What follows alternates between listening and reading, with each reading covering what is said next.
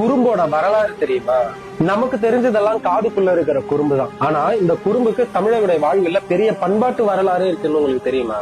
அந்த காலகட்டத்துல தமிழருடைய வாழ்வியல்ல மக்கள் பல குழுக்களா வாழ்ந்துகிட்டு இருந்தாங்க. அப்படி குழுக்களா வாழும் பொழுது ஒவ்வொருத்தங்க ஒவ்வொரு வேலையை செஞ்சாங்க. அப்படி அந்த குழுக்கள்ல ஒரு கூட்டம் மட்டும் குழுக்களுடைய செல்வங்களையும் ஆணிரைகளையும் பொருட்களையும் அவர்களுடைய அரசிகள் ராணிகள் இவங்க எல்லாரையும் பாதுகாப்பா வைத்திருந்த இடம் தான் பாத்தீங்கன்னா கோட்டை. அந்த கோட்டையை பாதுகாத்த குழு மக்கள் தான் குறும்பர்கள். இந்த குறும்பு அப்படின்றது பாத்தீங்கன்னா வலிமை அப்படின்ட்டு பொருள். அந்த குறும்பு அப்படின்றது பாத்தீங்கன்னா ஒண்ணுத்த அரணா பாதுகாக்கிறதுக்கு பேரு தான் பாத்தீங்கன்னா குறும்பு அப்படின்னு சொல்லுவோம். அதனால அதுக்கு அரணா உள்ள இருக்கிறதோ இப்படி சுற்றி பாதுகாத்தவர்களுக்கும் குறும்பு அப்படின்ற பேரு சொல்றோம். அந்த குறும்பர்கள் தான் பிற்காலத்துல காவல் வெவ்வேறு வேலைகளுக்கு போறாங்க.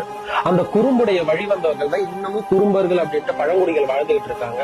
குறும்பு குறும்பூர் அப்படின்ட்டு ஊர் பேர் சார்ந்து இன்னமும் அந்த குறும்புன்ற சொல் அழியாம தமிழுடைய வாழ்விலோட பயணிச்சுக்கிட்டே தான் இருக்கு. இதற்கான சான்று சங்க இலக்கியங்கள்ல பல இடங்கள்ல இருக்கு.